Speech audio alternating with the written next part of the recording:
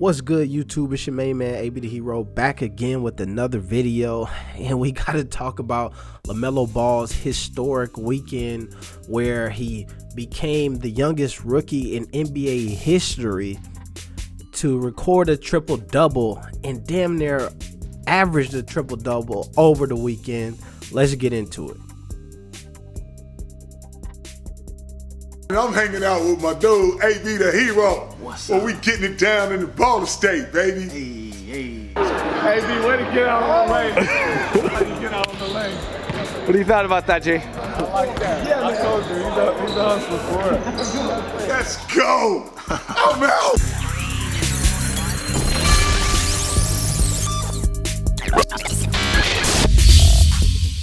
All right, so after this weekend, it is pretty much a consensus that LaMelo Ball is in the lead to be this year's Rookie of the Year. For me, this is not news. This is not breaking news, no nothing. I've been telling y'all this for a long time now. I even went as far before the season to say that I would not be surprised if LaMelo Ball makes an all-star team. And folks kind of thought that was crazy, but then you look at this past weekend and you look at the production that he's having off the bench. And right now, over the last 3 games, he damn near averaged a triple-double. If you go back further, take out the first 2 games of the season, which he didn't have his best games, and you just do the last 8, and he's damn near giving you a triple-double there as well. So right now, he is trending in a way that says that he'll potentially be very close to averaging a triple-double in this rookie season to me, which means that's all-star type numbers.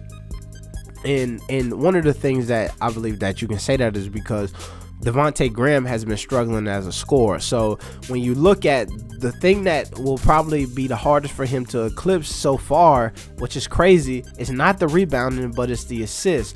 So as this Hornets team begins to play better and better basketball as they're doing, I think that reaching 10 assists a game for him would be child's play.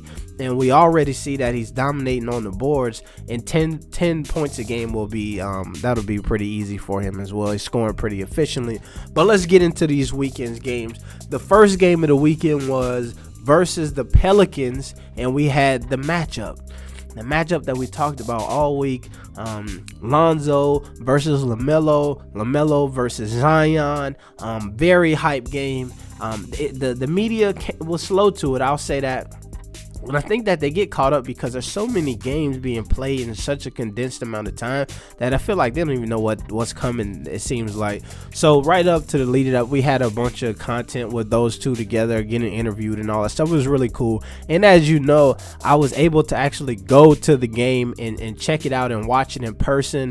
And I promise y'all, man, I wanted to come back with all of this elite footage and blogs, but your boy was down bad, man. I was super sick over that entire weekend. I almost didn't go to the game. I literally went to go get a COVID test like Thursday night just to make sure I wasn't sick with COVID, and I just had like a regular cold and flu or whatever, which I ended up just testing negative for the COVID and all that stuff. So I ended up going on the trip, but it was cool, man. Jello was at the game, Demo, all of those guys, Zoe's daughter was there and all of that, and it was kind of interesting because we sat way up in like the 300 level, right? We sat in the friends and family section away from everybody. So think about being in an arena that's already empty, and then you're sitting away from everybody even more. And then it wasn't even like we were all sitting together in that section. We were all socially spread apart in that. So it was like a different basketball experience than I've ever had. Plus, you think about all the they pumping the fake crowd noise into the arena the whole time. But I digress. It was a good time. New Orleans was cool. It's pretty slow though. Everything is shut down. But the game was good. LaMelo came out and damn near got a triple-double in that game, which would have made him be the youngest player to ever get the triple-double. And then what was so crazy is he got so close, the coach pulled him out of the game and started doing this mix and match thing with him and Bismack Biyombo, and a lot of folks felt like, damn, bro, you just ruined history. Now, fast forward to the next night where the Pelicans play the Hawks, And then LaMelo comes out and then breaks the record, smashes it in a way that better than he was going to do the night before.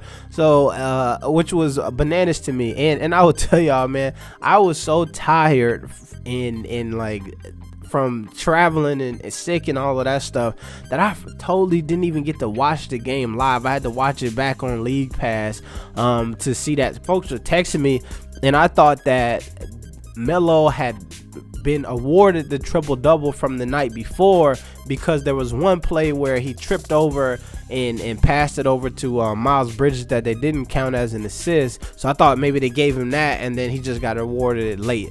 But nope, came out the next night and really made history.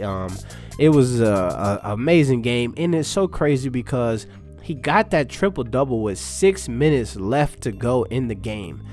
And then he just started kind of piling it back on. I think it was 22, 12, and 11 or something like that. It's amazing game, man. And that's the type of performances that I was saying when I told people, yo, the kid is probably going to be an all-star this first season. And I believe that. And I think what I will say is James Borrego, who I've been critical of, of not starting Melo. I think that Melo's talent is so great that, like, I've said this before, like, it don't matter what situation you put him in, it's high probability that he's going to be good regardless, and that's showing up. But I do believe that as far as the entire team goes in the Hornets, and as they are looking better, Melo coming off the bench is affecting the entire team in a more positive way than I feel like maybe would have happened if they would have moved him into the starting lineup. So I will give kudos to James Borrego for that, because we're starting to see Adams come around and play better basketball. And that might not have happened if he would have gotten moved out of the starting lineup early, and some of the chemistry that they seem to have and is starting to show a bit better, and they're playing good basketball. I will say that I do believe you're going to see a better version of Devontae Adams now, because I think that in his head, he must have been thinking like, yo, as soon as this kid have a good game, I'm done. And you look at the weekend that LaMelo had, and he still didn't get taken out of the starting lineup and replaced by LaMelo. So he's got to be feeling more comfortable and like truly secure in his position, which I think will lead to him playing better basketball, which we seen happen on the game Monday from Devontae Graham, where I think he walked away with like 15 points or whatever. And LaMelo Ball damn near almost hit another triple-double, only scored 8 points, 14 rebounds, and I believe it was 7 assists. And the assist could have got him over. He could have had a double-double with rebounds and assists alone. Missed some open shots and stuff like that. But that's the tough part about assists, right? It's the chips fall where they may when it comes to that type of thing. But man, a great weekend of basketball for LaMelo Ball. Obviously, as far as rookie of the year goes, if he keeps playing at this pace, then it's kind of his to lose. You know, something traumatic will have to happen, right? So you remember last year where folks tried their hardest to give it to Zion, even though he had only played half the season, but Ja Morant had pretty much sewed it up by halfway through the season. I feel like LaMelo Ball is kind of on his way to sewing this thing up already, kind of halfway. At the beginning of the season, if you ask folks, they just feel like it's a runaway at this point. But I think that he'll continue to progress. One of the things that I will point out to you is that you got to go follow LaMelo's manager, Jermaine Jackson, and Purple Goat over there on Instagram, because he always posts these clips after these games where he shows the drills that Melo was doing in comparison to what the plays are on the court, right? So you see that a lot of the success that Melo is having is not just these natural instincts and this freestyle. It's like stuff that they actually worked on. So it's like this one clip where he does a step back on Lonzo, and you see from the training video that in that same spot on the court, they work on that same move over and over and over and over. And so I have to just give kudos to LaMelo and Jermaine Jackson for that type of work ethic and putting that in. I was on Devin in the Labs live the other day, and he was breaking down LaMelo Ball game, and it was interesting to me because I mentioned to him that the work ethic and love with the progress, or the love with the step-by-step nature of the game and getting better. I see that more in Melo than I seen it back in like the early JBA days, right? Where in those days he was hungry to play the game, but like if you watched the preparation, it just was too lackadaisical, right? So if you heard what in Lithuania, they were like, just kind of happy-go-lucky. And that was true back then, but I believe that now, man, you watch the focus and you starting to see from him the belief in that if you put the work in, like the results will come, and that's what's happening. This your main man, ABD Hero. We back on the move, man. I really slowed down on the videos just because I told y'all, man, I was feeling pretty bad, and then traveling and not feeling good just made it worse. So here we go, man. I got something for y'all. We're gonna keep it rolling, so make sure you subscribe, hit the notification bell, and all that good stuff. It's your main man. Be the hero. No, not peace. +1, triple B's. We out.